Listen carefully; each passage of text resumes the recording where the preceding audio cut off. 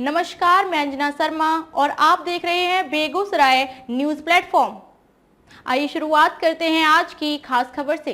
आज का प्रेस वार्ता का उद्देश्य है, कल से हम इस जिला में हैं। हम लोग महंगाई, नई शिक्षा नीति का विरोध, महंगाई पर काबू करने के लिए भारत सरकार से मांग और जातीय जनगणना की मांग को लेकर के जनता के बीच में जा रहे हैं। हम लोग के नेता आदरणीय लालू प्रसाद यादव जी, तेजस्वी प्रसाद यादव जी लगातार यह लड़ाई लड़ रहे हैं कि जाति जनगणना होनी चाहिए, लेकिन भारत की सरकार जाति जनगणना से भाग रही है। तो सरकार नेता लड़ रहे हैं, लेकिन युवा राष्ट्रीय जनता दल इसी मांगों को लेकर जनता के बीच जाने का फैसला किया है, जिसके लिए कल हम लोग रणनीति के तौर पर अपने सारे साथियों से, बेगूसराय के सभी प्रखंड अध्यक्ष युवा के सभी कार्यकर्ता साथियों से बैठकर हम लोगों ने डिस्कशन किया कि इस लड़ाई को, इस महंगाई के खिलाफ, नई शिक्षा नीति के खिलाफ और जाति जनगणना की मांग के लेके गांवों में किस तरह से आंदोलन चलाया जाए, गांवों में किस तरह से अभियान खड़ा किया जाए, इसी के लिए बैठक बुलाया गया था। और कल चर्चा हुई है। आने वाले 20 जुलाई तक अम्बेडकर पर चर्चा पार्टी की तरफ से चल रहा है, उसमें युवा राजद के साथी भाग लेंगे और लोगों को बताएंगे जाति जनगणना के से क्या फायदे हैं समाज को, वो बताएंगे।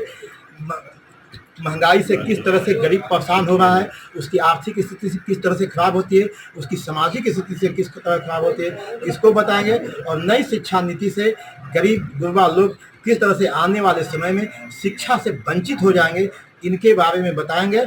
और जब 20 जुलाई को पार्टी द्वारा अम्बेडकर पर चर्चा जो पंचायतों में चल रही समाप्त हो जाएंगे, फिर युवा राजद के साथी, हमारे जिला के अध्यक्ष है फजूल रहमान साहब, विकास जी प्रधान महासचिव है, हमारे पार्टी के जिला अध्यक्ष हैं, सब लोग मिल करके इनके नेतृत्व में बैठक करके और फिर लोग योजना बनाएंगे। और उस योजना में लगभग बात तय हो चुकी है कि पंचायत स्तर पर ही योजना बनेगी। कहीं नुक्कड़ सभा होगा, कहीं पंचायतें लगेगी, कहीं 1 to 1 बात होगा। इस अभियान को हम लोग चलाएंगे। अच्छा, लैंड फॉर जॉब क्या त्याग पत्र देंगे?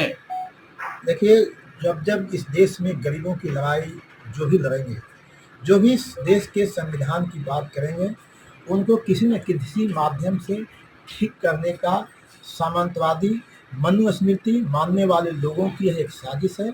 और मैं तो कल भी बोला हूँ आपके साथियों को कि जो उन पर FIR हुआ है, जिस तरह से राष्ट्रीय जनता दल का कई प्रकोष्ठ है, उसी में एक युवा प्रकोष्ठ भी है जो अपना काम करता है, जो पार्टी के लिए काम करते हैं।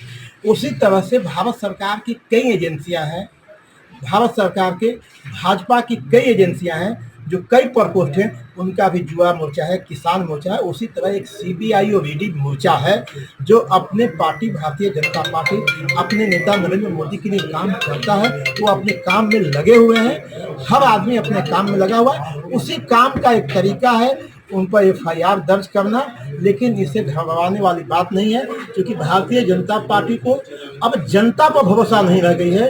उनको जनता के न्याय से मतलब नहीं रह गया है, उनको डंडा से मतलब है कि डंडा दिखा के लोगों को, उनकी आवाज़ को कुचला जाए, उनकी आवाज़ को बंद कर जाए। लेकिन जब जनता की आवाज़ आती है तो कोई डंडा काम नहीं करता है। इस FIR से कुछ नहीं होना है।